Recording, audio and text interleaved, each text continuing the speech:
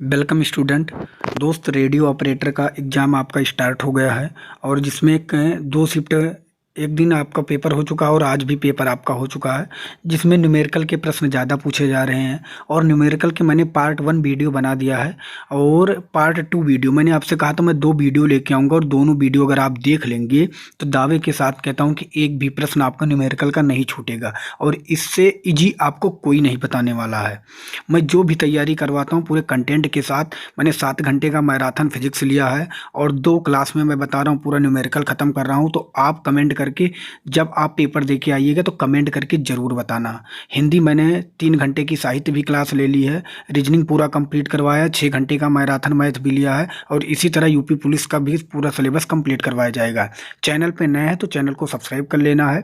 और ये part 2 video है, इसे देखने के बाद, और पार्ट 1 अगर आपने नहीं देखा तो नीचे डिस्क्रिप्शन में लिंक है, पहले आप उसे देख लीजिए फिर इसको देख लीजिए और जाके पेपर आप दे आइए। एक भी न्यूमेरिकल का प्रश्न आपका नहीं छूटने वाला है। तो चलिए, पहला प्रश्न आपके सामने है।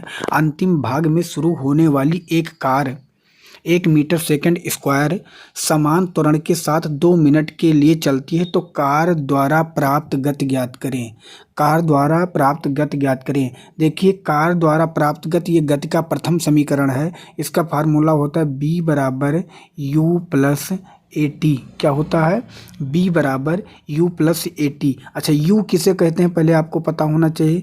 u जो हम कहते हैं प्रारंभिक वेग को कहते हैं, प्रारंभिक वेग को कहते हैं। और जो ए होता है, ये क्या होता है, ये हम किसे कहते हैं?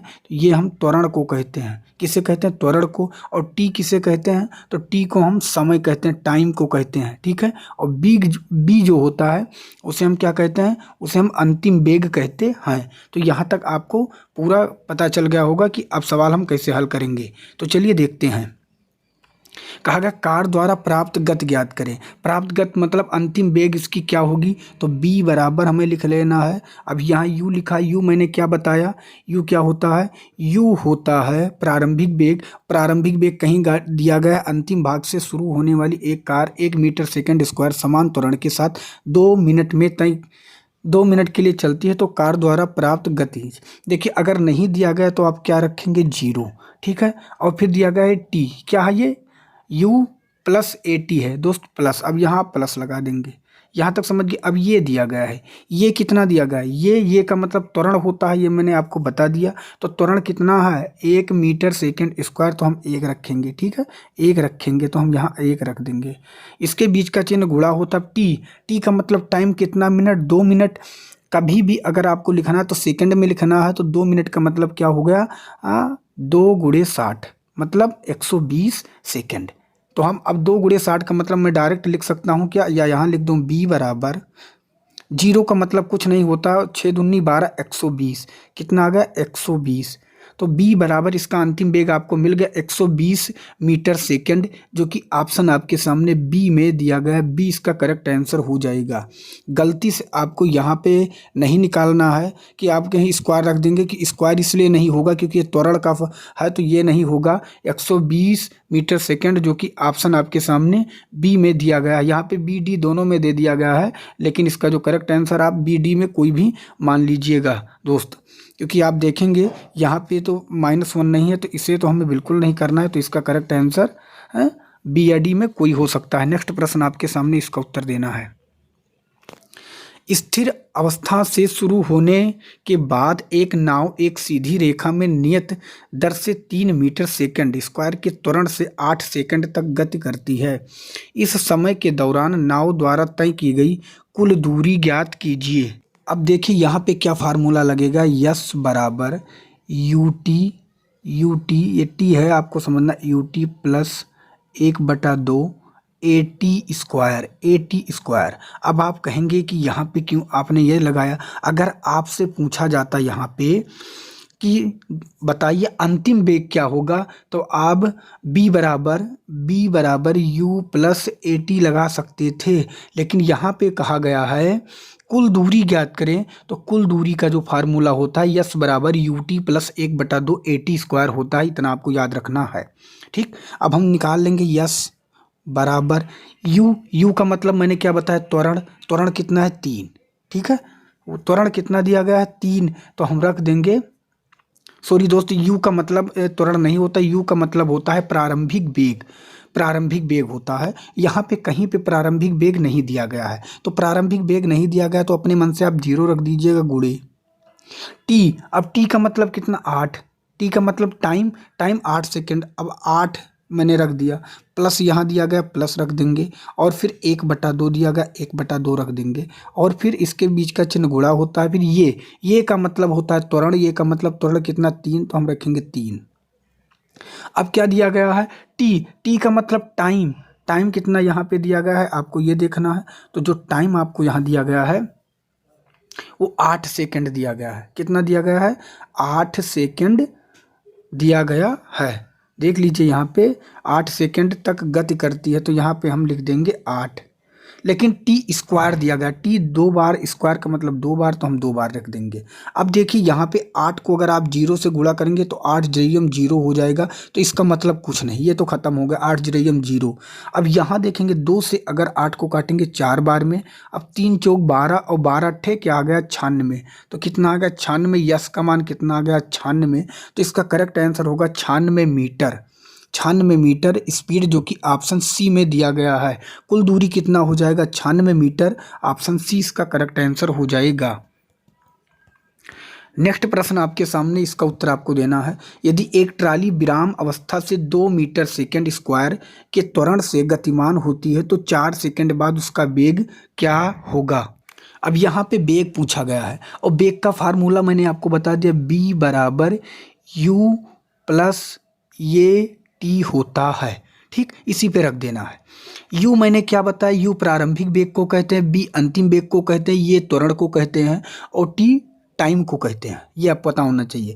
त्वरण कैसे पहचानेंगे, जिसके पीछे मीटर सेकेंड स्क्वायर लिखा हो वही त्वरण हो जाता है। इतना भी ट्रिक आपको पता होना चाहिए। अब कहा गया है इसका वेग क्या होगा। ठीक है, तो हम रखेंगे बी बराबर यू। देखिए यहाँ पे ट्राली विराम अवस्था से 2 मीटर सेकेंड स्क्वायर के त्वरण से गतिमान होती है तो 4 सेकेंड बाद उसका वेग क्या होगा, आपसे ये पूछा गया है। ठीक है, यहाँ पे u का मान प्रारंभिक वेग कहीं दिया गया है, तो प्रारंभिक वेग कहीं नहीं दिया गया है, तो हम क्या करेंगे, प्रारंभिक वेग पे हम 0 रख देंगे प्लस। अब ए क्या है, त्वरण।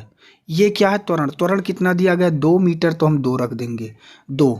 ठीक है, अब t कितना दिया गया है, समय 4 दिया गया, तो हम रख देंगे 4। ठीक, बस आपका लग चुका। अगर हम निकालेंगे तो b 0 का मतलब कुछ नहीं, 2 चौक कितना हो गया, 8। ठीक है, तो आपका क्या आ गया, आपका जो वेग आ गया वो 8 मीटर सेकेंड, जो कि ऑप्शन आपके सामने ए में दिया गया है। नेक्स्ट प्रश्न आपके सामने, इसका उत्तर आपको देना है।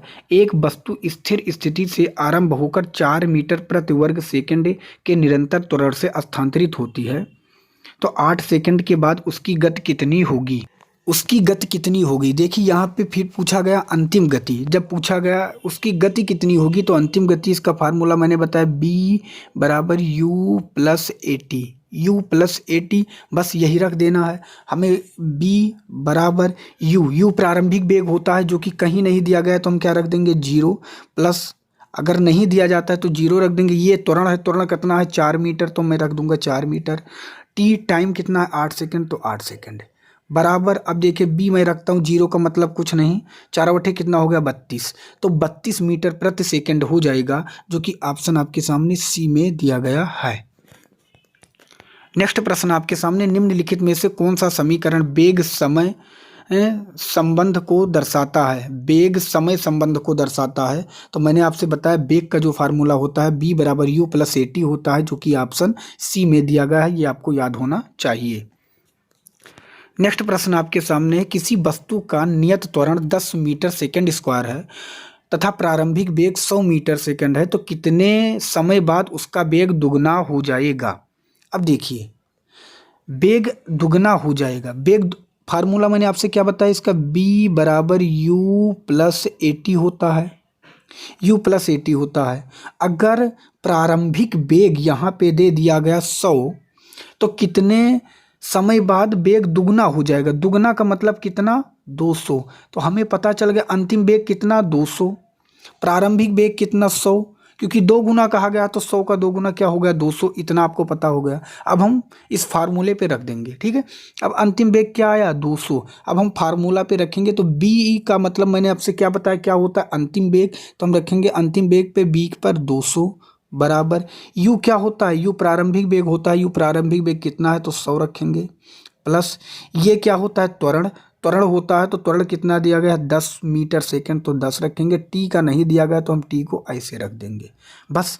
अब आपको क्या पता है अगर 100 इस पार जाएगा तो क्या हो जाएगा, क्या हो जाएगा मेरे भाई, ये घट जाएगा, इस तरह होगा 200 माइनस का 100 बराबर का 10t, यही होगा। तो जब 200 से 100 निकालेंगे तो क्या बचेगा, बच जाएगा 100 बराबर का 10t। और अगर मैं इसको काटूंगा तो 10 बार में तो टी का समय कितना आ गया 10 सेकंड, जो कि ऑप्शन ए में दिया गया है। नेक्स्ट प्रश्न आपके सामने, एक क्रिकेट की गेंद के ऊपर फेंकने पर यह 5 मीटर की अधिकतम ऊंचाई तक पहुंचता है तो गेंद का प्रारंभिक वेग क्या होगा। देखिए इसका जो फार्मूला होता है बी स्क्वायर बराबर का यू स्क्वायर माइनस का 2GS होता है। अब आप कहेंगे ये अब तो फार्मूला बदल चुका है, लेकिन हमें कैसे पता चलेगा कि ये फार्मूला लगेगा। इसके लिए आप जब आप देखेंगे कि यहाँ पे ऊंचाई का प्रयोग शब्द कर दिया जाए, देखिए मैं ट्रिक से बताऊंगा, समय कम है तो आपको पता यही करना पड़ेगा, ऊंचाई शब्द का प्रयोग कर दिया जाए तो आपके लिए यही फार्मूला लगेगा। अब इतना आपको पता हो जाना चाहिए, ठीक है। बी का मतलब आपको पता है, बी का मतलब अंतिम वेग होता है, यू का मतलब प्रारंभिक वेग होता है, और जी यहाँ एक प्रयोग होगा तो जी का मतलब होता है गुरुत्वाकर्षण, और गुरुत्वाकर्षण का मान अगर नहीं दिया जाता है तो 10 अपने मन से रखना है। और यस क्या होता है, तो यस जो होता है कितनी ऊंचाई है तो उसके वो आपको रखना है, ठीक है। तो अभी आप जब हम हल करेंगे तो आप खुद समझ जाएंगे। तो यहाँ पे क्या है, गेंद का प्रारंभिक वेग क्या होगा, देखिए बी का मतलब होता है अंतिम वेग, अंतिम वेग नहीं पता है तो हम 0 लिख देंगे, 0 स्क्वायर, ठीक है, 0 स्क्वायर बराबर यू। अब यू प्रारंभिक वेग पूछा गया तो इसको ऐसे के ऐसे रखेंगे -2, अब 2 रखा है। जी का मतलब मैंने क्या बताया गुरुत्वाकर्षण, गुरुत्वाकर्षण का मान कितना होता है 10। यस का मतलब स्पीड मतलब ऊंचाई, ऊंचाई कितना है 5 मीटर तो हम 5 रख देंगे। अब देखिए 0 का मतलब कुछ नहीं, इससे तो हमें कुछ करना नहीं है, तो 2 दहमा 20 और 20 पंचे कितना हो गया 100, तो हम लिख देंगे यू स्क्वायर, यहाँ पे देखिए यू स्क्वायर बराबर अगर माइनस उस पार जाएगा तो क्या हो जाएगा 100, इतना तो आपको पता होगा। अब ये स्क्वायर अगर हटेगा तो यहाँ लग जाएगा अंडर रूट, तो क्या हो जाएगा यू का मान कितना 10, यू का मान कितना हो जाएगा 10 मीटर सेकेंड। तो ये आ गया आपका प्रारंभिक वेग जो कि ऑप्शन सी में दिया गया है। नेक्स्ट प्रश्न आपके सामने, इसका उत्तर आपको देना। एक लड़का एक गेंद 10 मीटर सेकंड के वेग से ऊर्ध्वाधर ऊपर की ओर फेंकता है, यदि जी का मान 10 मीटर सेकंड है तो गेंद द्वारा प्राप्त ऊंचाई, देखिए यहाँ पर भी ऊंचाई दे दिया गया है, तो मैंने आपसे बताया इसका फार्मूला क्या होता है, इसका फार्मूला होता है बी स्क्वायर बराबर यू स्क्वायर माइनस का 2GS, ठीक है। बस अब यहाँ पे क्या दिया गया है, देखिए 10 मीटर सेकंड के वेग से वह ऊर्ध्वाधर के ऊपर की ओर फेंकता है, यदि जी का मान 10 मीटर सेकंड है तो गेंद द्वारा प्राप्त ऊंचाई, यहाँ पे ऊंचाई पूछ लिया गया है। अब ऊंचाई के लिए आप क्या करेंगे, यहाँ पे फेंकता जो है ये कौन सा है 10 मीटर सेकंड के वेग से ऊर्ध्वाधर के ऊपर की ओर फेंकता है, यह है प्रारंभिक वेग, ये आपको पता चल गया।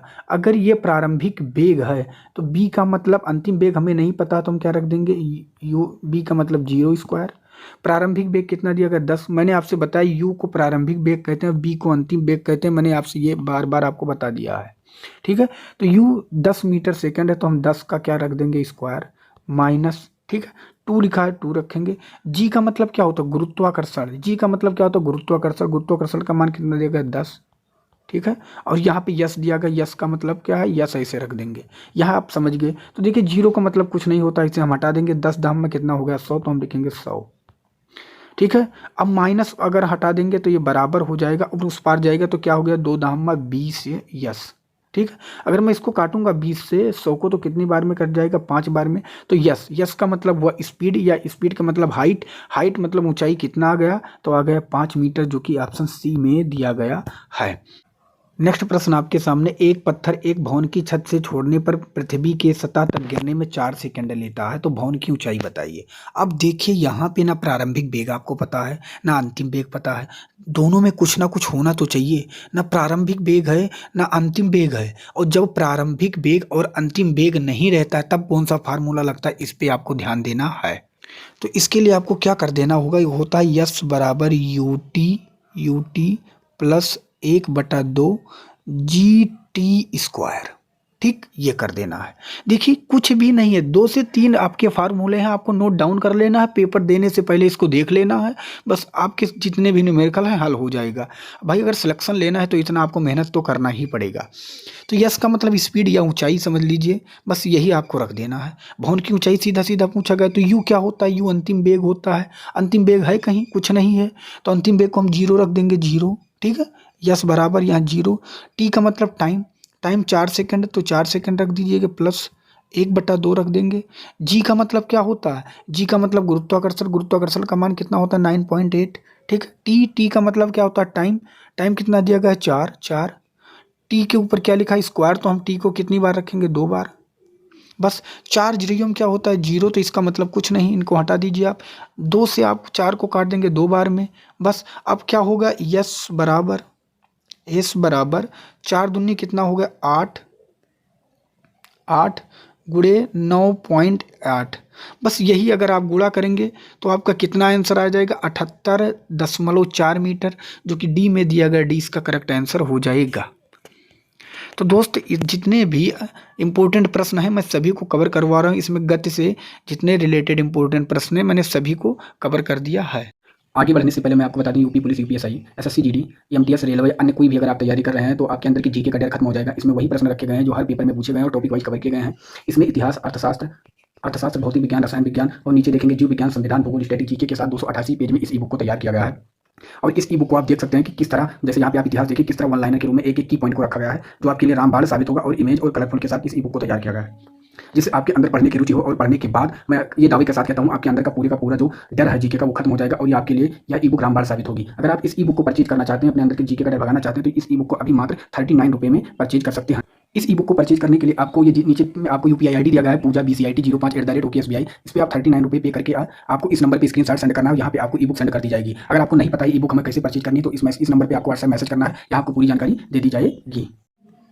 नेक्स्ट प्रश्न है, धरती की सतह पर मापने पर एक वस्तु का भार 60 यन है, तो चंद्रमा की सतह पर मापने पर उसका भार क्या होगा। देखिए धरती पे जितना होता है चंद्रमा पे उसका 1/6 होता है, ये आपको पता होना चाहिए। अगर धरती पे उसका भार 60 है तो चंद्रमा पे 1/6 उसका कितना हो जाएगा, अगर हम देख लेंगे तो 6 दामा 10 यन, जो कि ऑप्शन आपके सामने ये में दिया गया, ये इसका करेक्ट आंसर हो जाएगा। दोस्त चैनल पे नए हैं तो चैनल को सब्सक्राइब कर लेना है। यूपी पुलिस की अगर आप तैयारी कर रहे हैं तो आपके लिए जो मैं कंटेंट लेकर आ रहा हूँ उसे आप पढ़ने के बाद मैं दावे के साथ कहता हूँ 100% आपका सिलेक्शन हो जाएगा। नेक्स्ट प्रश्न आपके सामने, पृथ्वी पर किसी वस्तु का वजन 200 यन है, इसका द्रव्यमान क्या होगा अगर जी बराबर 10 मीटर सेकंड स्क्वायर है। देखिए इसका द्रव्यमान पूछा गया, और द्रव्यमान अगर पूछा गया तो इसका फार्मूला होता है W बराबर mg। ठीक है, W का मतलब कुल वजन जो दिया गया कितना दिया गया 200 यन, तो हम रखेंगे 200 यन बराबर यम का मतलब द्रव्यमान होता है तो यम रखेंगे। जी का मतलब कितना दिया गया, जी का मान 10 रखेंगे। बस लग चुका है, 0 से हम इस 0 को काट देंगे तो हमारे पास क्या आ गया यम। अगर हम देखेंगे यहाँ बच्चा यम, यहाँ बच्चा 20 यन।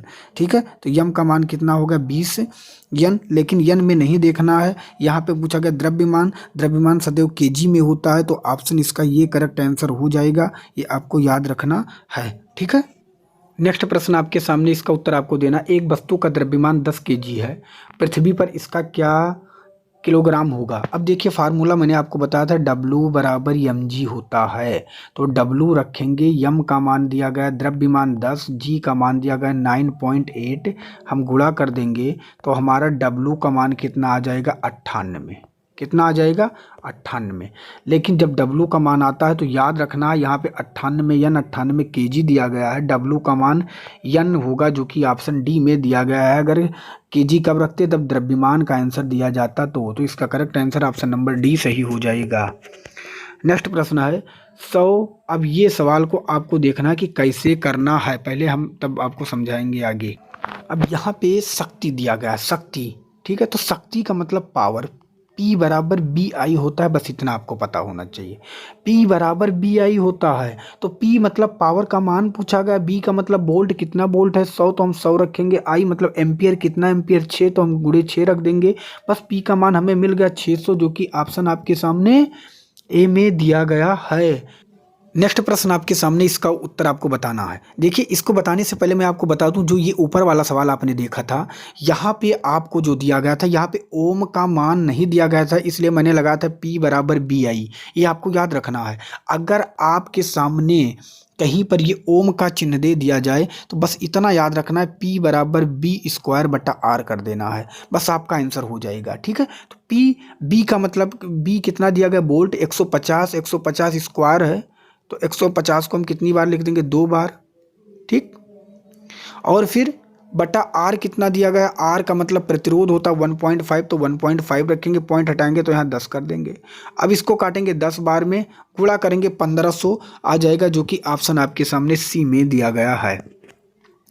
नेक्स्ट प्रश्न आपके सामने, इसका उत्तर आपको देना है। किसी बल्ब पर 220 तथा 100 वाट 220 तथा 100 डब्लू लिखा हुआ है तो उस बल्ब का प्रतिरोध क्या होगा, आपसे ये पूछा गया है। इसका आंसर आपको बताना है, तो बस आपको लगा देना है। फार्मूला आपको पता है क्या है, मैंने आपको बताया था P बराबर बी स्क्वायर बटा आर। तो यहाँ पे प्रतिरोध पूछा गया है, प्रतिरोध का मतलब आर पूछा गया है, तो P का मान क्या दिया गया, P का मान 100 बराबर कर देना है 220 स्क्वायर तो 200 को हम कितनी बार गुणा कर देंगे 2 बार। आर का मान पूछा गया है, बस अगर मैं इसको तिरछा गुणा करूंगा तो क्या हो जाएगा, ये इधर आ जाएगा तो क्या हो जाएगा, ये यहाँ से हट के यहाँ 100 आर हो जाएगा, तो 00 से 00 कट जाएगा, आर का मान हो जाएगा 2 दूनी 400 प्रतिरोध जो कि ऑप्शन ए में दिया गया है। तो हर सवाल को अगर आप समझेंगे तो एक ही फार्मूले पे सभी को हल कर पाएंगे। नेक्स्ट प्रश्न आपके सामने, इसका उत्तर आपको देना है। 2.2 kg 2.2 kW, ठीक है, तो वह 220 बी वाले हीटर का प्रतिरोध कितना होगा। सेम फार्मूला मैंने आपको बताया क्या, P बराबर बी स्क्वायर बटा आर। प्रतिरोध कुछ नहीं करना है, यहाँ पे 2.2 kW मतलब किलोवाट, और 1 वाट में कितने होते हैं 1000, तो 2.2 में कितने हो जाएंगे, अगर आप गुणा करेंगे तो 2200, इतना तो आपको पता होना चाहिए, बस हम इसी पे रख देंगे। ठीक है, हम इसी पे रख देंगे। तो देखिए कैसे हम हल करेंगे, P का मतलब आ गया 2200 बराबर P का मतलब 220 रखेंगे, स्क्वायर है तो मैं 2 बार करूँगा। आर का मान पूछा गया था, आर यहाँ कर दूंगा, मैंने कहा कि अगर मैं गुणा करूंगा तो आर किधर आ जाएगा, इस पार आ जाएगा, तो यहाँ आर हो जाएगा, तो 00 से 00 कट गया। ठीक है, 22 से 22 कट गया, तो क्या बचा, केवल 22 बचा, 22 प्रतिरोध जो कि ऑप्शन ए में दिया गया है। नेक्स्ट प्रश्न आपके सामने, 6 ओम के 3 प्रतिरोधों को 6 वोल्ट की सप्लाई पर समांतर जोड़ा जाता है तो प्रपथ का कुल प्रतिरोध क्या होगा। समांतर का फार्मूला क्या होता है, 1/R1 बराबर 1/R। ठीक है, इतना आपको पता होना चाहिए, 1/R1 plus 1/R2 plus 1/R3। जितनी बार होगा हम लिख देंगे, तो 3 बार था तो हम 3 बार कर दिए, बस कर देना है आपको यही। तो हम R1 R2 R3 पे क्या रख देंगे, R1 R2 R3 पे हमें पता है 1 R1 6, 1/R2 फिर 3 बार है 6, फिर तीसरी बार 1/6, 6 का लासा कितना हो जाएगा, 1/R हम यहाँ लिख देंगे, 6 का लासा कितना हो जाएगा 6। ठीक है, यहाँ आप समझ गए, और 1 2 3 ऊपर जोड़ लेंगे तो 3, क्योंकि नीचे का हर बराबर है। तो अब यहाँ देखें गुणा करेंगे तो क्या होगा, 6 कम 6, ध्यान से समझना, 6 कम 6 बराबर 3 को R से करेंगे तो हो जाएगा 3R। अब 3 से 6 को काटेंगे 2 बार में, अब R का मतलब प्रतिरोध आपका आ गया 2 जो कि ऑप्शन डी में दिया गया, डी इसका करेक्ट आंसर हो जाएगा।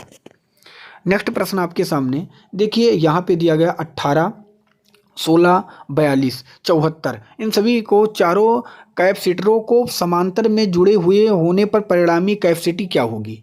देखिए जब समांतर में जोड़ना है तो आपको 18 16 42 74 सभी को जोड़ लेना है एक साथ, और जब सभी को एक साथ जोड़ लेंगे तो 150 हो जाएगा। कब, जब इसे कहा जाएगा समांतर में, तब। तो इसका correct answer option number D सही हो जाएगा।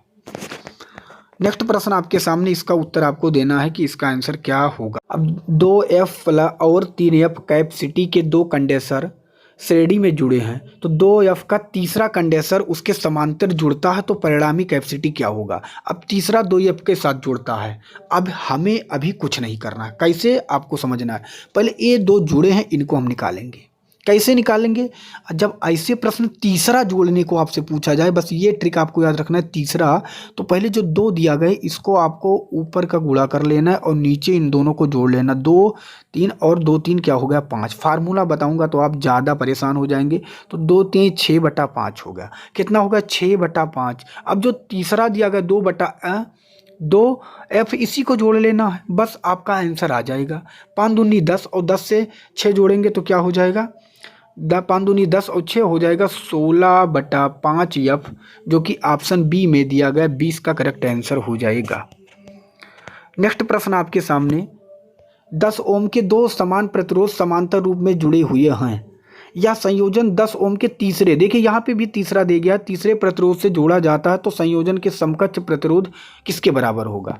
तो 10 के दो समान प्रतिरोध, 10 के दो समान का मतलब 10 का एक है और 10 का और एक है, दो समान प्रतिरोध। मैंने आपसे क्या बताया इसे सवालों का ट्रिक, आपको पहले इन दोनों को ऊपर गुणा कर देना और नीचे जोड़ देना। 10 10 कितना हो गया 20। ठीक, बस अगर हम इसको निकालेंगे तो क्या 10 से ये कट जाएगा 2 बार में, 2 से कट जाएगा 5 बार में, कितना है 5। और हमें जोड़ना था तीसरा कितना था 10, तो हम 10 इसमें जोड़ देंगे, 10 इसमें हम क्या करेंगे जोड़ देंगे, तो कितना हो गया 15 ओम, जो कि ऑप्शन सी में दिया गया है। तो दोस्त इतने इजी वे में आपको कोई नहीं बताने वाला है, ये आपको याद रखना है। अगर आप चैनल पे नए हैं तो चैनल पे को आपको सब्सक्राइब करना है, वीडियो को लाइक कर देना, अपने मित्र तक शेयर कर देना है। तो दोस्त ये थे इम्पोर्टेंट प्रश्न। पार्ट 1 वीडियो मैंने आपको बता दूं, पार्ट 1 वीडियो मैंने कंप्लीट करवा दिया था और ये पार्ट 2 वीडियो है, और इसे देखने के बाद आप जाके आप आसानी से पेपर दे के चले जाइए, जितने भी न्यूमेरिकल हैं फंस जाएंगे। और लगभग 7 घंटे की मैंने इसीलिए फिजिक्स की मैराथन, 5 घंटे की मैथ की मैराथन और जीके की मैराथन लगभग 3 घंटे की, और प्लस में हिंदी साहित्य की मैराथन 2 घंटे की, सब मैं ले रहा हूं कि आपके अंदर कोई डाउट ना रहे, आपका सिलेक्शन जरूर हो जाए अगर आप हमारे साथ जुड़े हैं। यूपी पुलिस की तैयारी भी अगर आप कर रहे हैं तो जुड़ जाइए, मैं पूरी तन मन के साथ आपके साथ लगा रहूँगा और आपको सिलेक्शन जरूर दिलाऊंगा। मिलूंगा एक दूसरे नेक्स्ट वीडियो में, तब तक के लिए जय हिंद, जय भारत, वंदे मातरम।